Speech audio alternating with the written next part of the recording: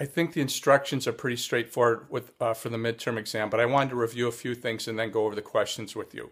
There are study guides and resources. You should print one of those out. There are 6 questions on the study guide, of which 4 will be on the midterm exam. From those 4, you will pick 2 to write on.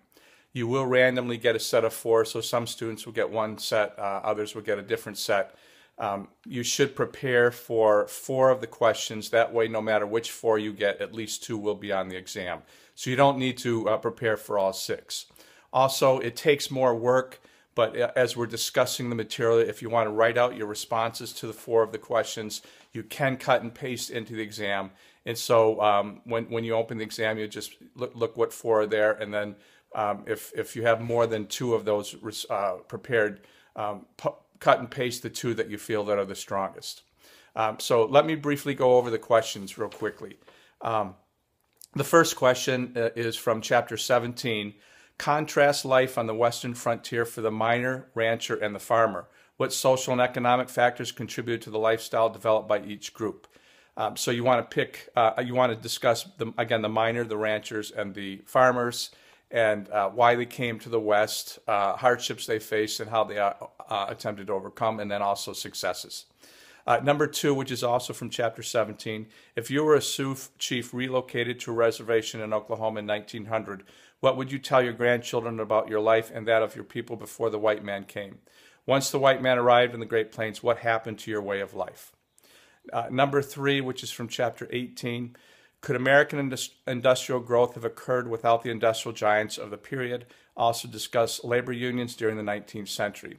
And so you should discuss at least a couple of the industrial giants, and then again, labor unions and their contributions, both successfully and difficulties or hardships that were created by the Industrial Revolution. Number 4, which is mostly from Chapter 1. There are a few things in Chapter 24 for this question, in the beginning of Chapter 24. By 1900, the United States had created an overseas empire.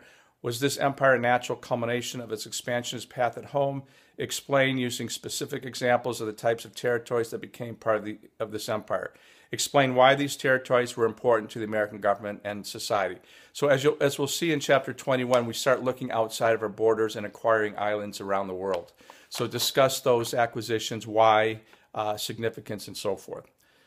Number 5 is mostly from Chapter 22, but some from Chapter 23.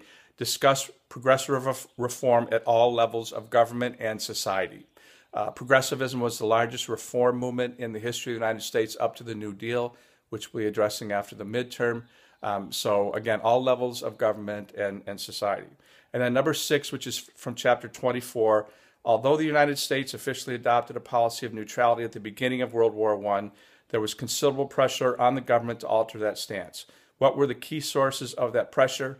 Also discuss the Versailles Treaty and the ratification struggle. How did the fight reflect the key issues confronting American foreign policies at the end of World War I? So again, address why we adopted a policy of neutrality, why we ended that, and then you also again want to address the Versailles Treaty. Any questions, let me know.